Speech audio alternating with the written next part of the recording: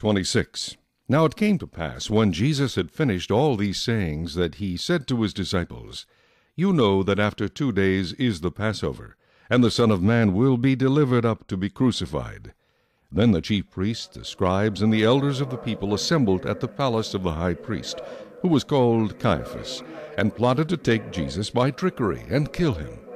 But they said, Not during the feast, lest there be an uproar among the people. And when Jesus was in Bethany at the house of Simon the leper, a woman came to him having an alabaster flask of very costly fragrant oil, and she poured it on his head as he sat at the table. But when his disciples saw it, they were indignant, saying, Why this waste? For this fragrant oil might have been sold for much, and given to the poor. But when Jesus was aware of it, he said to them, Why do you trouble the woman? For she has done a good work for me. For you have the poor with you always, but me you do not have always. For in pouring this fragrant oil on my body, she did it for my burial. Assuredly I say to you, wherever this gospel is preached in the whole world, what this woman has done will also be told as a memorial to her.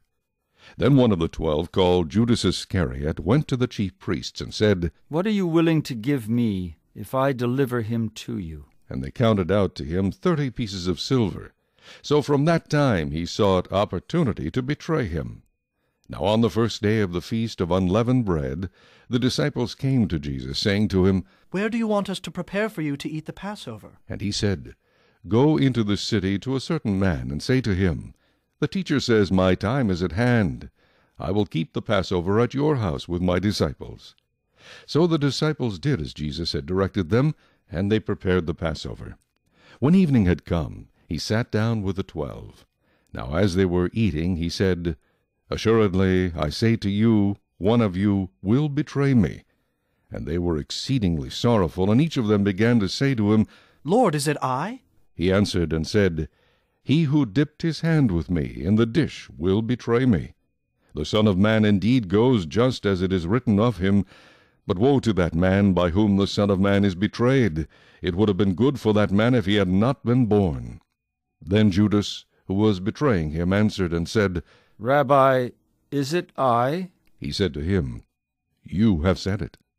And as they were eating, Jesus took bread, blessed and broke it, and gave it to the disciples, and said, Take, eat, this is my body.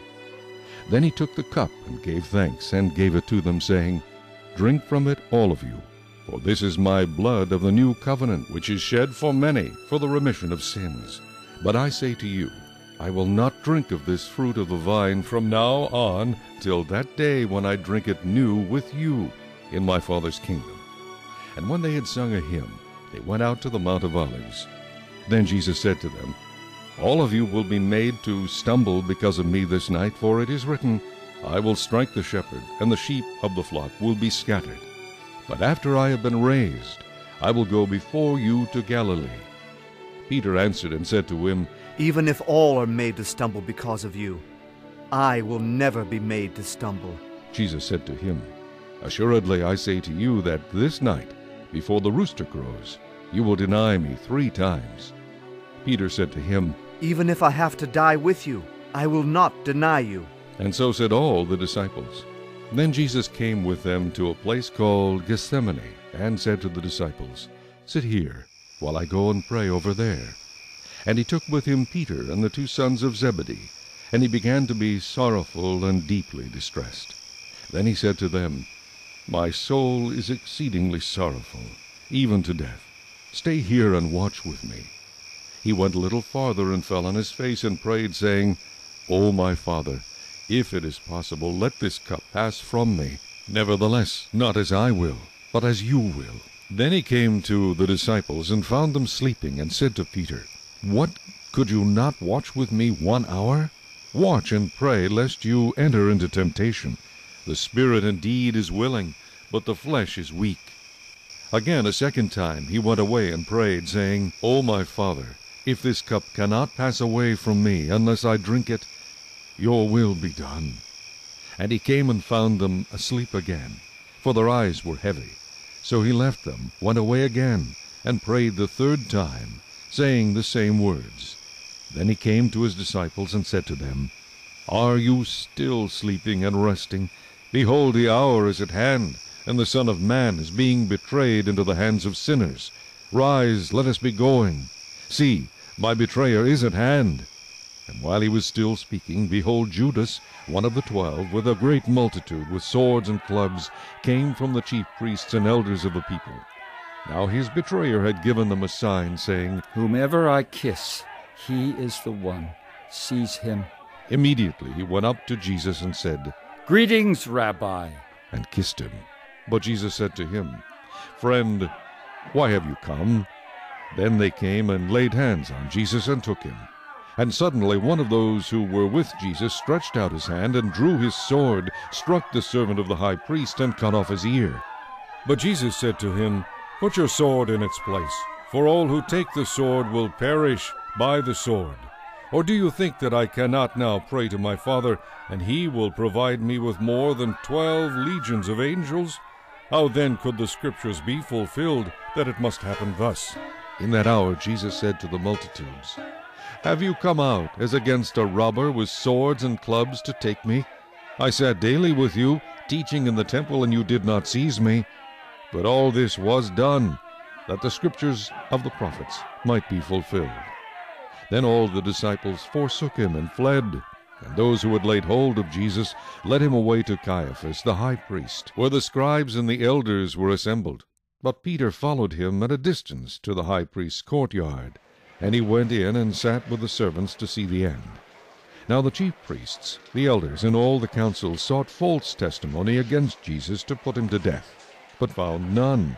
Even though many false witnesses came forward, they found none. But at last 2 false witnesses came forward and said, This fellow said, I am able to destroy the temple of God. and to build it in 3 days. And the high priest arose and said to him, Do you answer nothing? What is it these men testify against you? But Jesus kept silent. And the high priest answered and said to him, I put you under oath by the living God.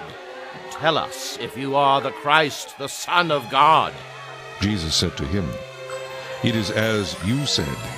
Nevertheless, I say to you, hereafter you will see the Son of Man sitting at the right hand of the power, and coming on the clouds of heaven. Then the high priest tore his clothes, saying, He has spoken blasphemy. What further need do we have of witnesses?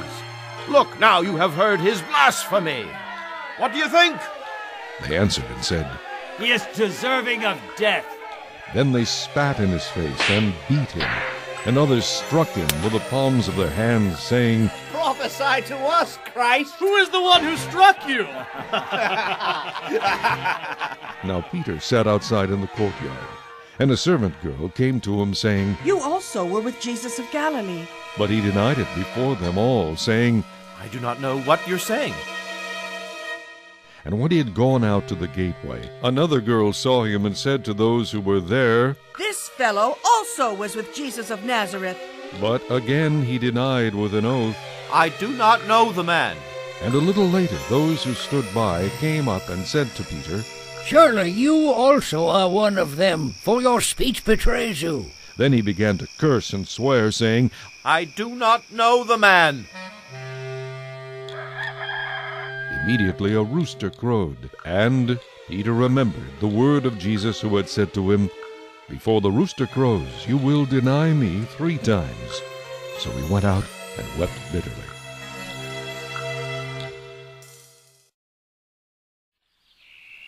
Chapter 27. When morning came, all the chief priests and elders of the people plotted against Jesus to put him to death. And when they had bound him, they led him away and delivered him to Pontius Pilate the governor. Then Judas, his betrayer, seeing that he had been condemned, was remorseful, and brought back the 30 pieces of silver to the chief priests and elders, saying, I have sinned by betraying innocent blood. And they said, What is that to us? You see to it. Then he threw down the pieces of silver in the temple, and departed, and went and hanged himself. But the chief priests took the silver pieces and said, It is not lawful to put them into the treasury, because they are the price of blood. And they consulted together, and bought with them the potter's field to bury strangers in. Therefore that field has been called the field of blood to this day. Then was fulfilled what was spoken by Jeremiah the prophet, saying, And they took the 30 pieces of silver, the value of him who was priced, whom they of the children of Israel priced, and gave them for the potter's field, as the Lord directed me. Now Jesus stood before the governor, and the governor asked him, saying, Are you the king of the Jews? Jesus said to him, It is as you say. And while he was being accused by the chief priests and elders, he answered nothing. Then Pilate said to him, Do you not hear how many things they testify against you? But he answered him not one word, so that the governor marveled greatly. Now at the feast the governor was accustomed to releasing to the multitude one prisoner whom they wished. And at that time they had a notorious prisoner called Barabbas. Therefore, when they had gathered together, Pilate said to them, Whom do you want me to release to you? Barabbas or Jesus, who is called Christ? For he knew that they had handed him over because of envy. While he was sitting on the judgment seat, his wife sent to him, saying, Have nothing to do with that just man, for I have suffered many things today in a dream because of him. But the chief priests and elders persuaded the multitude that they should ask for Barabbas and destroy Jesus. The governor answered and said to them, Which of the two do you want me to release to you? And they said, Barabbas! Pilate said to them, What then shall I do with Jesus, who is called Christ? They all said to him, Let him be crucified! Let him be crucified! Then the governor said, Why? What evil has he done? But they cried out all the more, saying, Let him be crucified! When Pilate saw that he could not prevail at all, but rather that a tumult was rising, he took water and washed his hands before the multitude, saying, I am innocent of the blood of this just person. You see to it. And all the people answered and said, His blood be on us! And on our children! Then he released Barabbas to them, and when he had scourged Jesus, he delivered him to be crucified. Then the soldiers of the governor took Jesus into the praetorium and gathered the whole garrison around him. And they stripped him and put a scarlet robe on him. When they had twisted a crown of thorns, they put it on his head, and a reed in his right hand. And they bowed the knee before him and mocked him, saying, Hail, King of the Jews! Then they spat on him, and took the reed and struck him on the head. And when they had mocked him, they took the robe off him, put his own clothes on him, and led him away to be crucified. Now as they came out, they found a man of Cyrene, Simon by name. Him they compelled to bear his cross. And when they had come to a place called Golgotha, that is to say, place of a skull, they gave him sour wine mingled with gall to drink. But when he had tasted it, he would not drink. Then they crucified him, and divided his garments, casting lots, that it might be fulfilled which was spoken by the prophet. They divided my garments among them, and for my clothing they cast lots. Sitting down, they kept watch over him there, and they put up over his head the accusation written against him, This is Jesus, the King of the Jews. Then 2 robbers were crucified with him, one on the right and another on the left. And those who passed by blasphemed him, wagging their heads and saying, You who destroy the temple and build it in 3 days, save yourself! If you're the Son of God, come down from the cross! Likewise the chief priests also, mocking with the scribes and elders, said, He saved others. Himself he cannot save. If he is the King of Israel, let him now come down from the cross, and we will believe him. He trusted in God. Let him deliver him now if he will have him. For he said, I am the Son of God. Even the robbers who were crucified with him reviled him with the same thing. Now from the 6th hour until the 9th hour there was darkness over all the land. And about the 9th hour Jesus cried out with a loud voice, saying, Eli, Eli, lama sabachthani. That is, my God, why have you forsaken me? Some of those who stood there when they heard that said, This man is calling for Elijah. Immediately one of them ran and took a sponge, filled it with sour wine, and put it on a reed, and offered it to him to drink. The rest said, Let him alone. Let us see if Elijah will come to save him. And Jesus cried out again with a loud voice, and yielded up his spirit. Then behold, the veil of the temple was torn in two from top to bottom, and the earth quaked, and the rocks were split, and the graves were opened, and many bodies of the saints who had fallen asleep were raised. And coming out of the graves after his resurrection, they went into the holy city and appeared to many. So when the centurion and those with him who were guarding Jesus saw the earthquake and the things that had happened, they feared greatly, saying, Truly, this was the Son of God.